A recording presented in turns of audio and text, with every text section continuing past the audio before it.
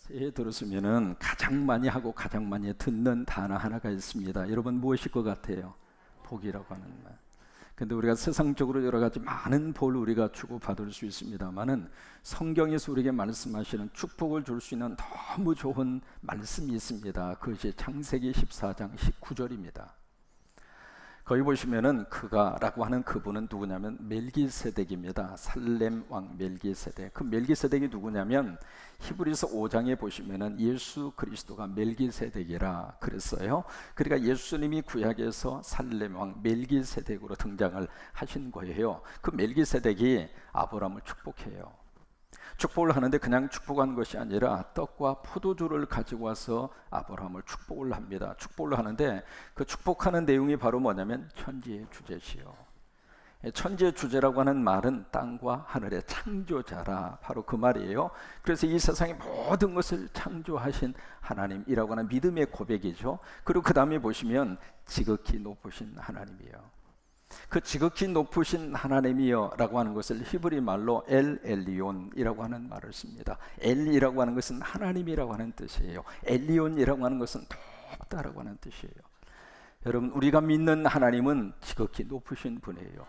그 지극히 높다라고 하는 그 믿음의 고백은 우리 하나님의 최고다, 그 말이에요. 우리가 믿는 하나님이 으뜸이다, 바로 그 고백이에요. 그 믿음의 고백을 가지고 그 다음에 아브라함에게 복을 주옵소서. 거기에 두 가지 복에 대한 근거를 우리에게 제시를 하고 있습니다. 첫째로 복은 누가 주는가? 여러분, 복은 누가 줘요? 하나님이 줘요. 믿으시면 아멘. 복이 땅에서 나오는 것이 아니라 하나님이 복을 주셔요.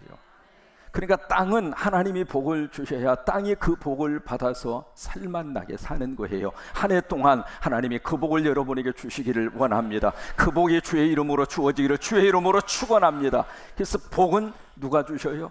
하나님이 주셔요. 그 다음에 두 번째로 하나님이 복을 주시는데 우리 입술을 통하여 그 복이 선포되기를 원하셔요. 그래서 창세기 14장 19절의 말씀이 새해 들어서 정말 말씀으로 우리가 복을 빌어줄 수 있는 너무 좋은 하나님의 축복의 선언입니다. 그 아브라함 대신에 여러분의 이름을 넣으시고 천지의 주제이시고 지극히 높으신 하나님이여 우리 장로님들을 복을 주옵소서. 우리 장로님들이 복을 받아야 교회 잘 섬길 수 있고, 우리 장로님들이 복을 받아야 여러분들 헌신적으로 잘 돌볼 수가 있고, 여러분, 그래서 여기에 천지의 주제이시고 지극히 높으신 하나님이요, 누구에게? 나에게. 아멘. 그러니까 여러분이 그 복을 받으시기를 바라고, 내 아내가 그 복을 받고 우리 자녀가 그 복을 받고 그렇게 되시기를 주의 이름으로 축원합니다. 그래서 우리가 성경에서 받을 수 있는 복 가운데 가장 좋은 복이 무슨 복이냐면 예수 살림꾼 복이에요. 저는 성경을 읽으면서 가슴속에 깊이 와 닿았던 하나님이 감동으로 주신 단어가 살림이라고 하는 단어입니다. 창세기에서 계시록까지 쭉 말씀을 읽으면서 목회 사역 가운데 깊이 묵상하면서 하나님이 가슴속에 주신 단어가 살림이라고 하는 단어입니다. 그때 그 살림이라고 하는 단어를 가슴속으로 새기고 이민 목회 20년 하면서 그 단어를 더 곱씹고 그러면서 우리 성경에서 제가 만난 예수 그리스도와 제가 만난 하나님은 살림꾼이셨어요. 하나님을 믿으면 하나님 우리를 살려주시고, 예수님을 믿으면 예수님이 우리를 살려주시고, 그래서 죄를 짓고 망하는 길로 가고 있는 인류를 하나님이 살리기 위해서 살림꾼을 이 세상에 보내신 분이 예수 그리스도예요. 그래서 예배 때 모델로 고백하는 고백이 있습니다. 성광, 그것이 하나님께서 이 땅을 바라보시면서 가지고 있는 하나님의 꿈이에요. 그러니까 예수님을 이 세상에 보내셔서 그 예수님 때문에 수많은 영혼들이 살아날 수 있도록, 그래서 살림꾼 예수님을 보내신 분은 예수 그리스도입니다. 여러분, 지금 누구든지 예수 그리스도를 믿으면 하나님이 우리를 살려주셔요. 그게 요한복음 6장 57절입니다.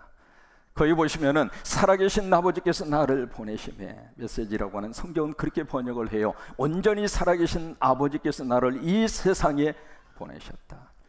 여러분, 나를 이곳에 보내신 분이 누구일까? 하나님이셔요. 하나님이 우리를 이곳으로 보내셨어요. 하나님이 참목사를 성광교회 담임 목사로 보내셨고, 아멘 좀 크게 해주면 얼마나 좋아요. 다시 올게요. 살아계신 하나님이 차 목사를 성광교회 담임 목사로 보내셨고 한 분이 아멘을 안 하셔. 다시 하겠습니다. 살아계신 하나님께서 차 목사를 성광교회 담임 목사로 보내셨고 아멘. 저만 보냈습니까? 여러분도 보내셨잖아요. 그 전주에서 왜 여기까지 오느냐고요. 하나님이 보내시니까 여기까지 오는 거 아닙니까? 그러니까 이 성광교회 교인이 된 것도 내가 선택한 것이 아니라, 내가 결정한 것이 아니라 누가 보내셨어요? 누가 보내셨어요? 누가 보내셨어요? 그게 믿음의 자존심이에요. 내 사랑하는 아내를 누가 나에게 보내주셨을까? 대답 잘해야 저녁 반찬이 달라집니다. 내가 지금 믿고 살고 있는 내 남편을 누가 나에게 보내주셨을까? 자식을 누가 우리 가정에 보내주셨을까? 어떻게 네 같은 자식 낳고 내가 미역국 먹는지 모르겠다, 그 이야기가 아닙니다. 하나님이 보내신 거예요. 그러니까 하나님께서 나를 이곳에 보내셨다, 그거 우리 믿음의 자존심이거든요. 그러면서 그 다음에 내가 그 하나님 때문에 존재한다, 그거예요. 내가 그분으로 말미암아 사는 것 같이, 우리는 땅의 것 가지고 사는 것 같지만은 하나님의 것을 붙잡고 사는 거예요. 하나님이 있으면 땅을 살 수 있습니다. 하나님이 함께 하시면 이 땅 위에서 얼마든지 희망을 가지고 살아갈 수 있어요. 그러니까 내가 사는 존재의 근거가 이 땅이 아니라 하늘이다, 그 말이에요. 그래서 내가 그 하나님으로 말미암아 사는 것 같이, 그 다음에 세 번째로 주신 말씀이 나를 먹는 그 사람도. 그때의 나라고 하는 것은 어떤 존재인가? 살림꾼 예수 그리스도를 의미하는 거예요. 살림꾼 예수를 먹는 사람도. 믿는다고 하는 것을 먹는다, 그렇게 요한은 표현을 한 거예요. 살림꾼 예수를 먹는 사람도 그 살림꾼 예수님 때문에 살림의 역사가 일어나게 되리라. 그게 예수님이 이 세상에 오셔서 정말로 하고 싶었던 예수님의 목적이고 예수님이 이 세상에 오신 이유란 말이에요. 여러분, 살림꾼 예수님 때문에 이 한 해 동안 살림의 역사가 일어나게 되기를 주의 이름으로 축원합니다. 독일의 사회학자 막스 웨버가 그렇게 이야기합니다. 바로 그 나라와 민족의 운명은 바로 종교다 그랬어요. 어떤 종교와 그 나라와 민족 속에 들어가느냐에 따라서 나라와 민족의 운명이 달라진다 그랬어요. 제가 종종 그런 생각을 합니다. 미국과 멕시코 똑같은 환경입니다. 특별히 캘리포니아 이쪽 텍사스까지 전부 다 멕시코 땅이었습니다. 기후도 환경도 똑같은 조건인데 캘리포니아 끝부분에 샌디에고라고 하는 도시가 있어요. 샌디에고를 통과하면 바로 멕시코 국경이 있습니다. 멕시코 국경을 딱 넘어서서 보면 멕시코와 미국은 180도가 다릅니다. 무엇이 이들을 이렇게 차이를 만들어낼까? 여러 가지 많은 사회학적인 이유가 있습니다만은 가장 중요한 이유 중에 하나, 막스 웨버의 이론에 의하면 바로 종교입니다. 살림꾼 예수님이 들어가면 하나님 우리를 살려주시고, 생각을 살려주시고, 우리 언어를 살려주시고, 이 한 해를 사는 동안 우리 입술을 통해서 살림의 말이 많이 쏟아졌으면 좋겠어요. 하나님이 함께 하시면 우리 할 수 있다, 능력 주시면 나도 할 수 있다, 하나님이 도와주시면 일어설 수 있다, 그런 살릴 수 있는 언어가 우리 속에서 언제 쏟아지게 되는가? 살림꾼 예수님이 내 안에 계실 때. 그래서 우리 언어를 살려주시고, 가정을 살려주시고, 부부의 관계를 살려주시고, 우리 자식을 살려주시고, 우리 군산을 살려주시고, 우리 대한민국을 살림꾼 예수님이 살려주시기를 주의 이름으로 축원합니다. 그러면 두 번째로, 그 살림꾼 예수님의 복을 어디에서 우리가 받을 수 있을까? 교회에서 받아요. 오늘 마가복음 3장 1절에 보시면 예수님이 한 회당으로 들어가시는 장면으로 본문이 시작이 되고 있잖아요. 이 회당은 바로 가버나움이라고 하는 회당이에요. 그 회당에 예수님이 들어가셨는데 그 회당에 누가 참석하고 있었느냐면 한쪽 손이 오그라진 사람, 옛날 번역에서는 손 마른 자, 그렇게 표현을 했어요. 다시 말해서 손이 풍을 맞아가지고 완전히 신체 불구가 된 거예요. 그런데 누가복음에 보시면은 그 한편 손을 오른손이라고 그랬어요. 오른손이 지금 마비가 된 거예요. 여러분, 사람들이 거의 대부분 왼손보다도 오른손을 더 많이 써요. 물론 이제 왼손잡이도 있어요. 밥 먹을 때 보니까 그분들은 2배로 먹더라고, 양쪽 손으로. 근데 거의 대부분 오른손으로 이제 활동을 하는 경우들이 더 많잖아요. 그래서 이 오른손이라고 하는 것은 바로 힘의 상징입니다. 근데 이 오른손이 오그라졌어요. 오른손이 풍을 맞아서 지금 마비가 되었어요. 그리고 특별히 유대 전승에 의하면 이 사람의 직업이 석수공입니다.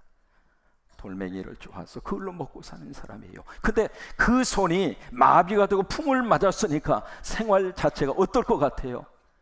힘들죠. 근데 그 사람이 지금 어디에 와 있는가? 어디에 와 있어요? 회당에 와 있어요. 여러분, 여기에 소망이 있습니다. 그 회당은 지금으로 말하면 교회입니다. 교회당에 지금 와 있는 거예요. 신체는 지금 불구지만은 몸은 하나님의 집 교회당에 와 있어요. 여러분, 힘들어도 교회 안에 있으면 하나님이 세워주셔요. 넘어져도 교회 안에서 넘어져야 하나님이 세워주셔요. 세상은 넘어진 사람 짓밟고 가는 게 세상입니다. 무서운 세상에서 우리가 지금 살고 있습니다. 눈 하나 깜짝하지 않고 거짓말을 100% 진실처럼 말하는 그런 세상.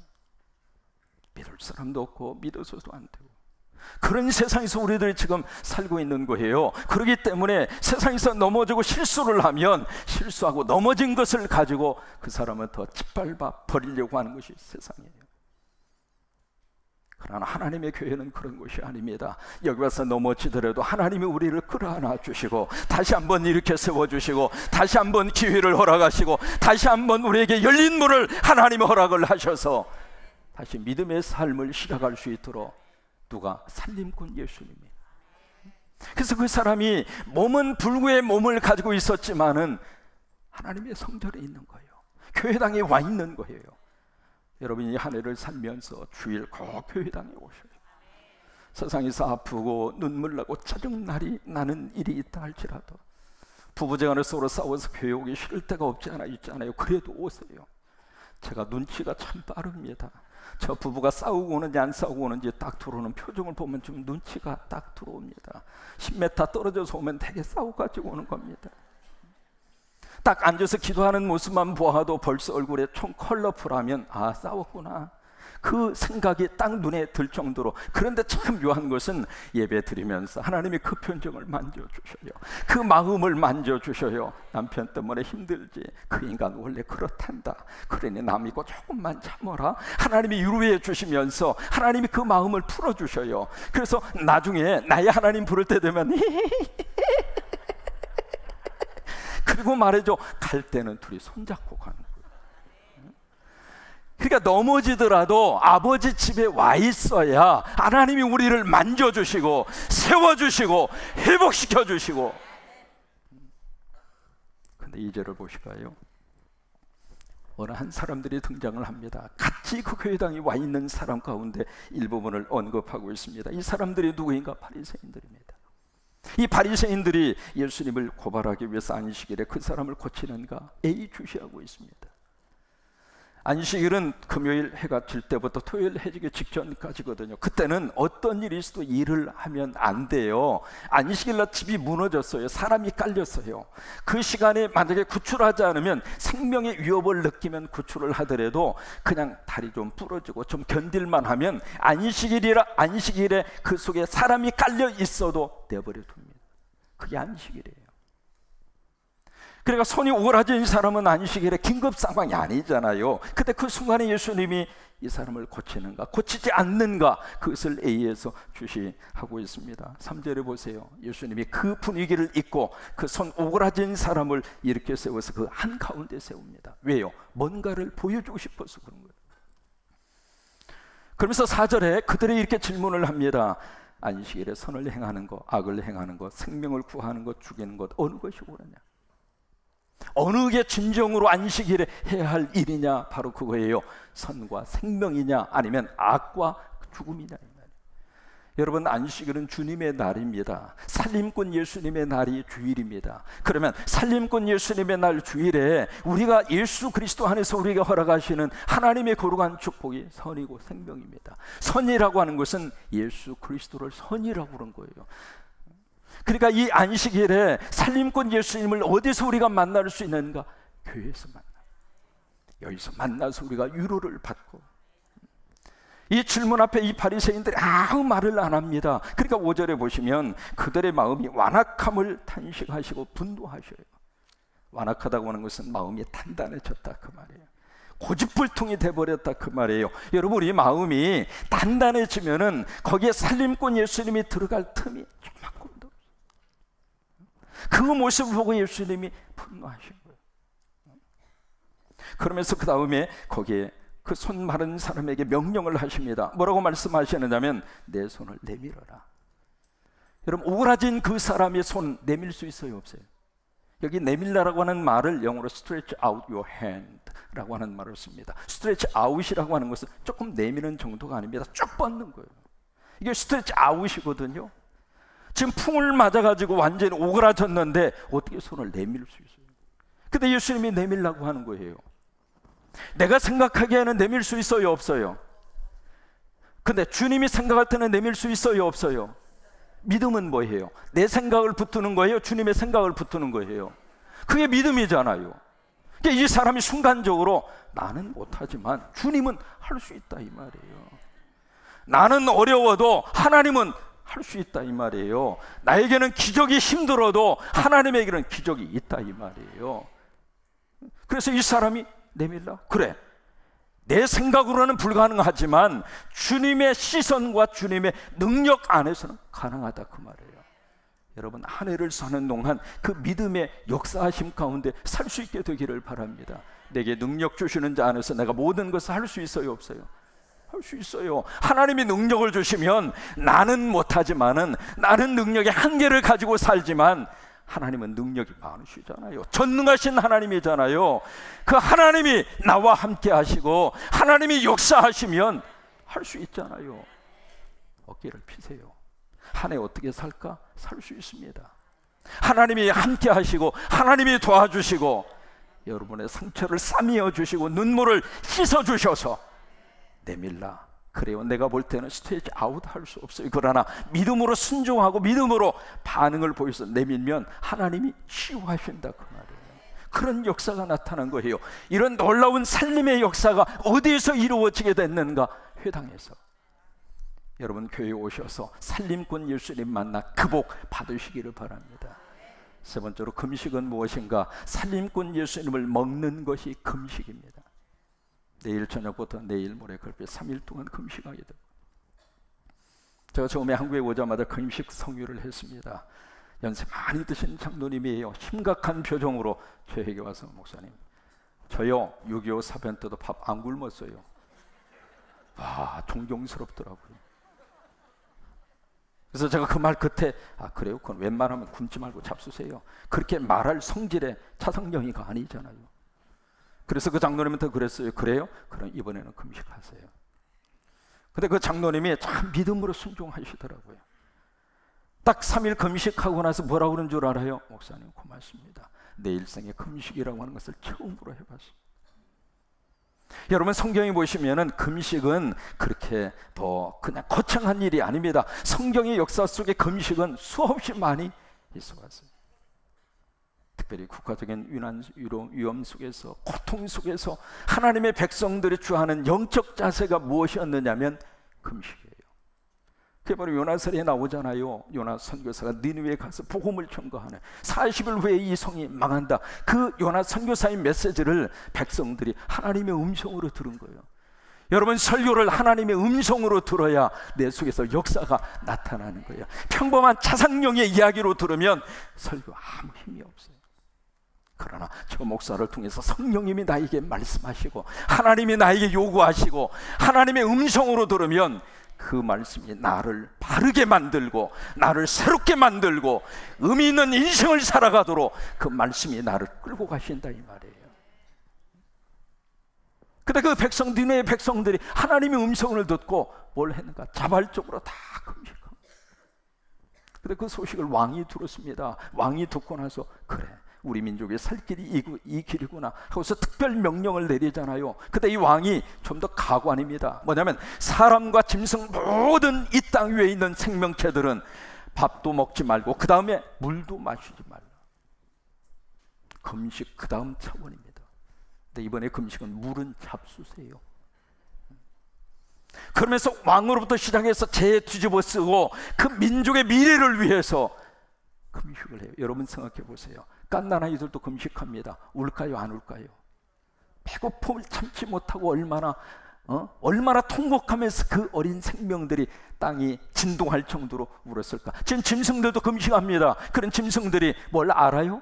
밥 안 주니까 굶지. 굶으면 가만히 있습니까? 그래서 금식과 더불어서 그 땅의 통곡 소리가 메아리칠 거죠. 그러면서 생각이 달라지고 삶이 고쳐지고. 그런데 요나서 3장에 보세요. 뭐라고 말씀을 기록하고 있느냐면 하나님이 그 백성들이 악한 길에서 돌이켜 떠난 것을 보시고, 우리 민족이 살 수 있는 길은 바로 이겁니다. 저와 우리 예수 믿는 사람부터 악한 길에서 떠나셔야 돼요. 우리는 그 상태 그대로 있으면서 누구 나쁘다, 누구 잘못됐다, 누구 손가락질 할 필요가 없습니다. 하나님의 백성이 그 악한 길에서 떠나 돌이킨 것을 보시고 하나님의 뜻을 돌이키셨어요. 그리고 재앙을 내리려고 하던 것을 하나님이 철회시켰습니다. 여러분, 국가적인 어려움과 위기 앞에서는 하나님 앞에 부르짖고 기도해야 할 수 있는 것은 금식이에요.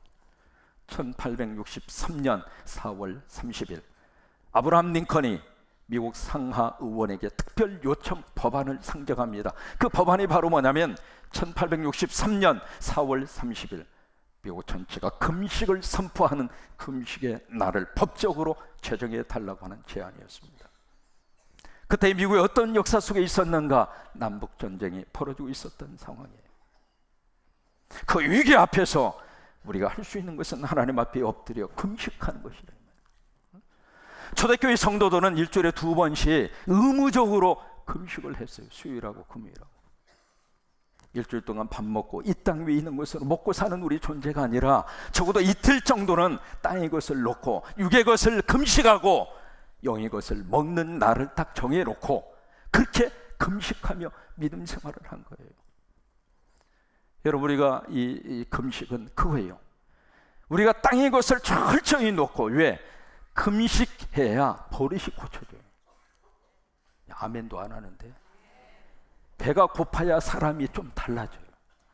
배가 부르면은요 이게 안 고쳐지는 거예요.